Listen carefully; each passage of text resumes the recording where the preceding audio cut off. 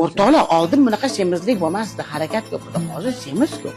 Harakat kam, ovqatimiz ko'payganda ko'payyapti. Do'mboq to'qlaydimiz, do'mboq qiyin. Qansiraysiz, qiynalasiz, egilolmaysiz. Meni o'zim mana shu ozginimgacha tufnimga o'zanashgan qadagimgacha o'sha bir narsaga oyog'imni qo'yib olib, bundaqa qila olmasdim, uzoqdan qo'yib yuborganman.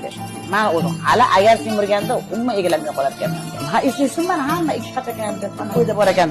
Katta edim men 75 kilo edim. Sport, intizom, nima deydi, birinchi mana psixologik odam o'zini o'zi tayyorlash kerak. Ovqat yeb qo'ymaydi. Men kelamanda o'tirib, yalpay o'tirib, choy damlab keldingizmi? Ana boshlanadi. Iloji boricha stolni tuzatmaslik kerak. Hech kim kelsa bir chashka choyni ichishning boshqaligida boshqa tuzatmaslik kerak. Stol tuzaldi yeysan.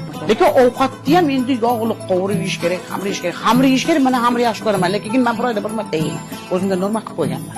Mana yaxshi ko'raman. Buni ham soatigacha yeyman. 5 dan keyin ovqat yo'q. Salat ko'ping bilan gap qilaman. O'shani intizom ishlab chiqdim, men ja kuchli emasman. Men ham qiynalaman. Kechasi uyqum qochib qo'ydim, charchayib, "Hali nimani yesam ekan" deb qoladigan odatim bor. Suxariga olib kelib qo'yganman haligi. Qilibchi dedi-yu, "Ja, bo'lmay qolsa hali klipchini yeb turib, uxlab qolaman haligi, achishib ketadi oshqozon." Endi boshqa qiynaydi. Ochlik emas, правильный питание. Bu doimiy ovqatlaringizni kontrolga olasiz. Har baloni og'zingizga tiqmaysiz. "Voy, keling mehmon oling, hamma yoqqa qo'ying, to'g'rimaysan. Nafsingni tiyasan."